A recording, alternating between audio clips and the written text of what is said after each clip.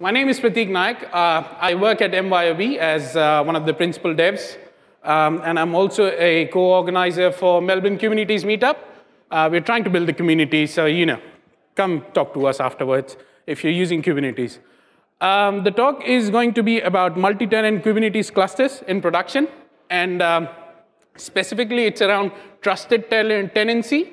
It's not around the hard multi-tenancy problems, which Jessie Frizzell recently blogged about. And if you haven't read her blog yet, I would absolutely recommend go and check out that blog. It's got some nice, brilliant stuff to look at. We'll walk through what we learned, some interesting patterns using Kubernetes constructs and everything. So let's kick this off. Here's a short agenda for what we are going to cover, which is boring. Let's go next. So you might ask, what is MYOB? And my response would be mind your own business, because that's exactly what it is. MYOB helps make businesses' life easier. Like if you're a mom and pop shop, MYOB helps you with its 50+ products, helps you with all the important finance stuff. Now, I'm a technical person, that's why I'm saying important finance stuff. I don't know what that means. But it involves generally tax, accounting, and blah, blah, blah, blah, whatever.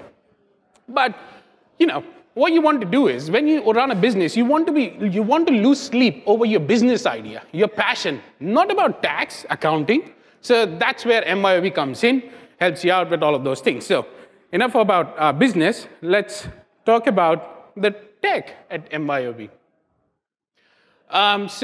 At MYOB, we have 50+ delivery teams, and delivery teams are like the development teams or development units in terms of business units, with many, many applications and with a mix of monoliths and microservices.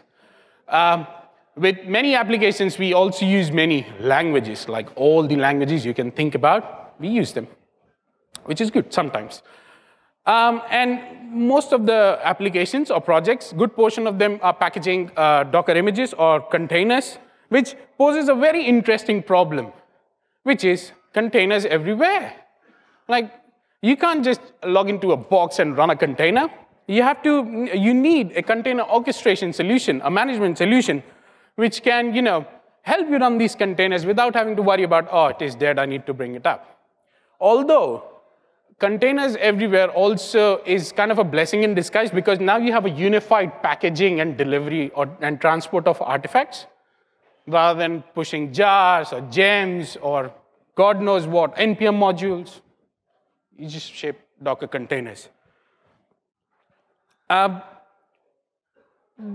problem, the underlying issue there is at MYOB scale, where we have 50+ teams, where we have every team packaging containers, you need to run these cluster or container orchestration tools for each team. If you do that, it's just operational overhead. And you can roll your own ECS. Our teams can roll your own ECS or KH, but it's just operations overhead for no good reason. You end up with infrastructure which is so diverse. Like one team is doing Python-based provisioning, the other does Ruby-based provisioning, and it just diverges. And there's pattern drift all over the place, and then your ops engineers have to fight fires, and it's just a altogether different story. So at MYOB, the platform engineering team, we built we worked on a project called Project Jupiter. What Project Jupiter is, it's managed infrastructure for our internal teams, which is powered by Kubernetes. And it's infrastructure with different capabilities, like monitoring, alerting, dashboarding, TLS, scaling, all the things that developers, I'm a developer as well, so I'm not saying bad things about them, but all the things that devs don't want to focus on. They want to solve interesting problem. Bitcoin, blockchain, don't know. But they want to solve interesting problems. They don't want to worry about infrastructure challenges. So at MYOB, the platform engineering team, we took this, we heard what our developers were saying, and we built a managed infrastructure solution. One thing it lets our developers do is they can focus on building features and delivering values to our customer. Remember how I said MYOB helps our customers succeed or helps our businesses, makes business life easier? That's how we do it. We deliver value because we take away all the pain from our developers.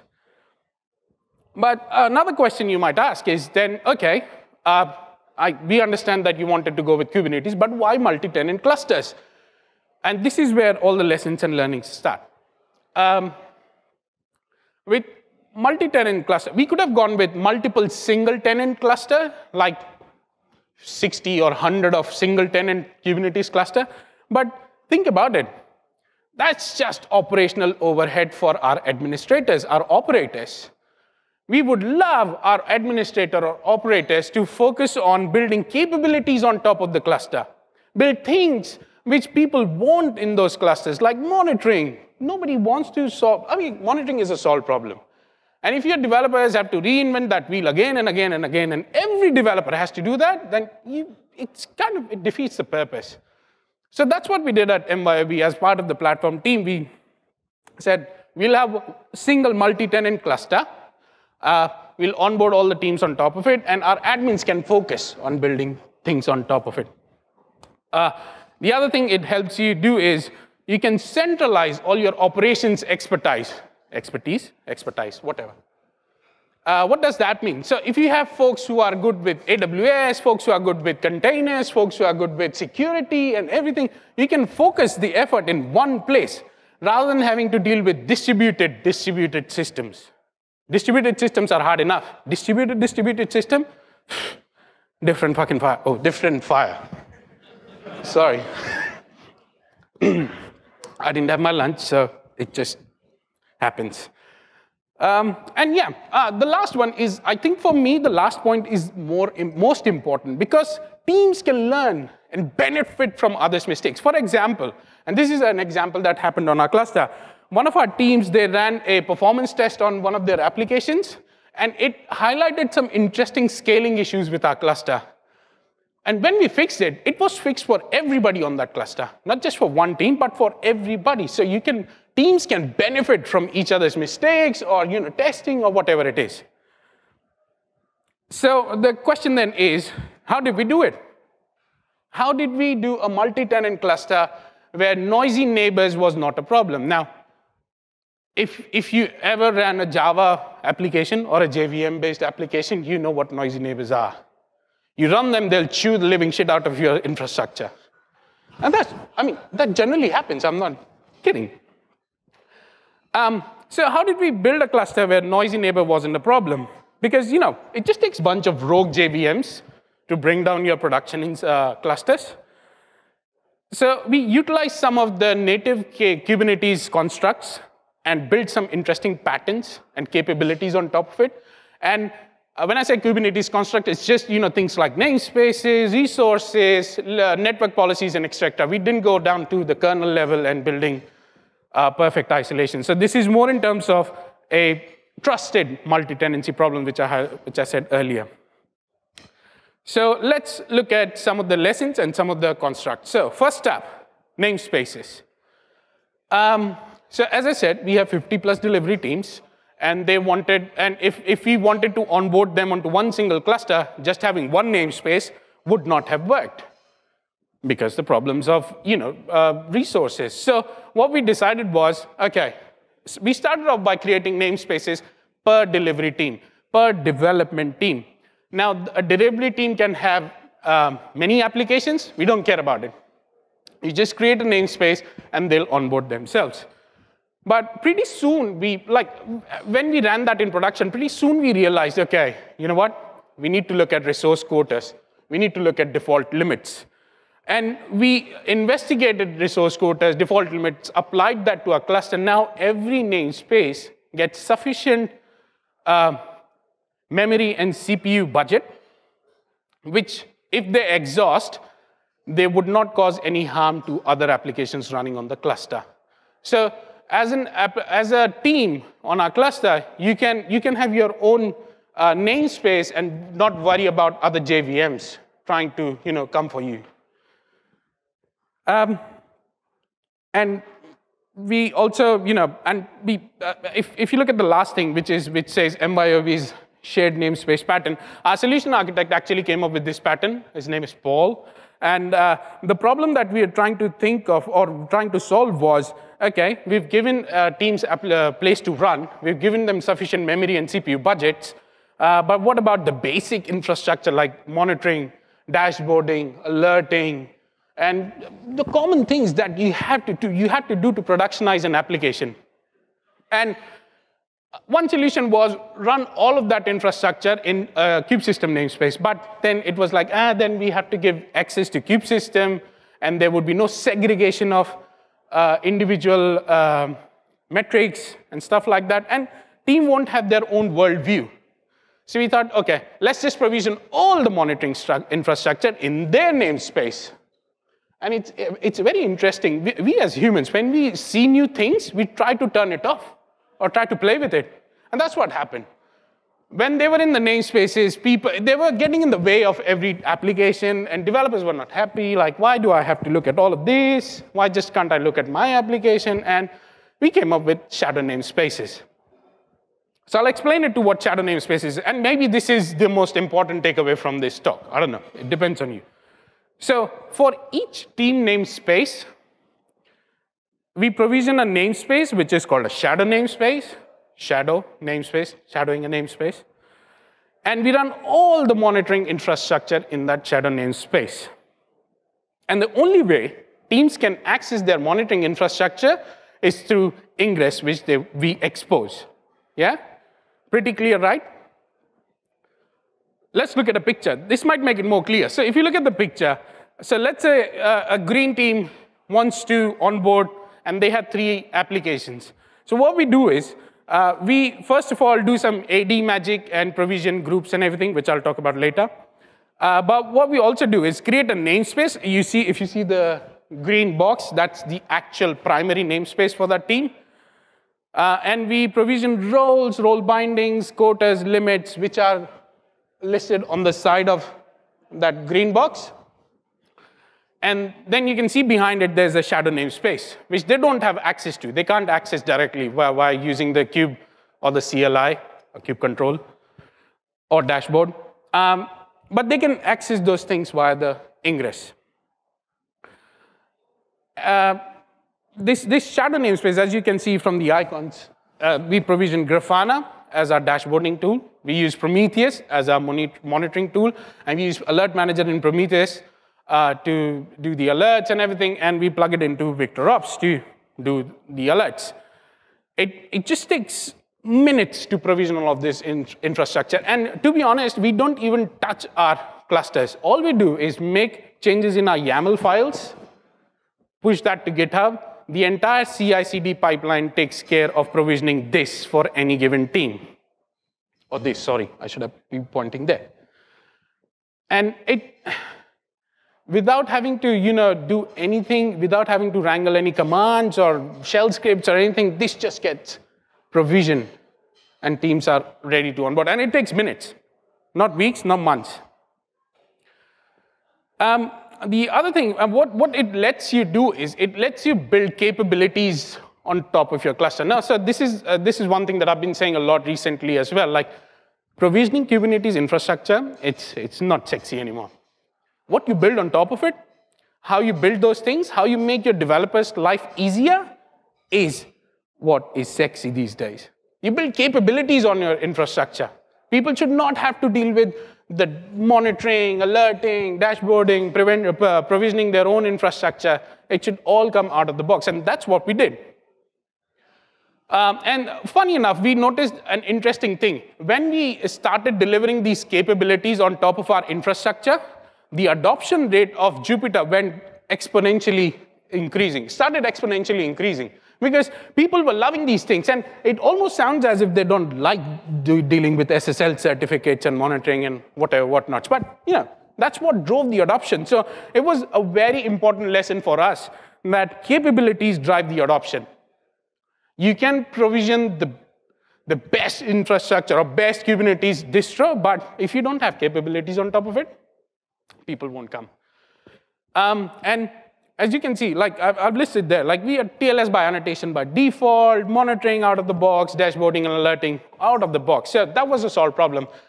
What we did next was we created certain operators. And one of the operators was DB operator, which was created by two of our engineers, Gus and Ian, which was quite literally, it was a game changer for our development teams. What it does is, and it's very simplistic, what it does is you deploy a 5-line YAML to the cluster. And since we run this infrastructure on AWS, it creates an RDS database for you. Now, I don't know how many of us have dealt with RDS, but it is a pain. Sometimes it is a pain. You have to know the subnets, you have to know all the freaking things around it, and it's just not worth it. And developers, not everybody likes that kind of stuff. So the DB operator was an instant hit. People started creating databases, and every application that people thought, oh, we can provision in this lumberyard thing or engine yard thing or whatever managed solution, people wanted to come on board Jupyter because of that very thing. We also created another thing called alerting rules operator, which helps you configure your alert rules in Prometheus. So remember, we don't give access to our Prometheus for developers. They can configure alerts using the alerting rules operator. So the takeaway, and quite literally, it sounds like a cliche, but the takeaway is try to build capabilities. They will be, people will come. Moving on. So one of the other things that we did from the get-go of the server, get-go of the clusters was we had RBAC enabled on our cluster, and I absolutely recommend it. If you ever want to provision a cluster, any cluster, it doesn't matter if it is development cluster or a production cluster or a pre-prod cluster, any and every cluster now should have RBAC enabled by default. And if you're not doing so, please think about it. It is there to help you. And also, another note that I would like to make, whenever you're deploying off-the-shelf services, like if you see a Helm chart or something like that and you want to deploy, go and check the RBAC roles. Don't just blindly deploy those to your cluster, because it is important. RBAC is very powerful, but if you don't verify and just let everything be admin or God mode, now what's the point? Having said that, what we also did was we integrated our clusters with our AD using the OIDC configurations. And it just made our life so simple. We didn't have to deal with any user management. Anytime a team wants to onboard, all we do is flick few switches in the AD and done. People have access to the cluster via the command line and via the dashboard. And we restrict, and the way we operate our namespace model is we restrict a particular team to a particular namespace, as I showed in the diagram, so that people can't just bleed stuff from one namespace to the other namespace. Now, this is the final state of our Kubernetes cluster. Now, the diagram might look messy because I'm not good at drawing things, but anyway, it conveys the point. So this is how our cluster is deployed at the moment. So the namespace model I showed you before, that's how we do our team namespaces. But in the kube system namespace, we run the common infrastructure for the entire cluster. Things like Arc, absolutely essential. Things like certificate manager, absolutely essential. You cannot have things on plain Jane HTTP these days. You need HTTPS by default. And there is all the operators that I talked about, they're deployed in the kube system namespace. All the and we also deploy a main set of Prometheus, Grafana, alert manager stack, which we call our monitoring stack, just so that we can have visibility over the entire cluster. So I hope it makes clear how the shadow namespace and this whole cluster fits together. But if not, yeah, reach out to us. I'm here. We'll have a chat about it. Now, looking at this, it looks like a perfect solution. Nothing can go wrong. But you would ask, what could go wrong? And my response would be, every freaking thing. Every freaking thing can go wrong. And that's the reality. the question with disaster is not about if, it's about when. When will the disaster happen? And that's it. So, as I said, Arc, which is built by Heptio, has been a lifesaver for us. And on certain occasions, like Operator deployed certain things on the cluster which got rid of all the namespaces. And if you're aware or not, when you delete a namespace, it's a cascade delete. It deletes everything. And you're sitting there like, what did I just do? I don't even know. I don't even have any evidence of what was in there. So you need things like Arc, where you can just go back to your backups and say, please restore it for me. And that's the thing. The restore should be trivial. It should not ask you to, do a somersault, run for 5 miles, do a jump from a 10-story building, and then you do a restore. That is not what a restore should do. It should be it should be trivial, sorry. And Arc is pretty trivial. It's easy as. You just say Arc, restore, blah, done.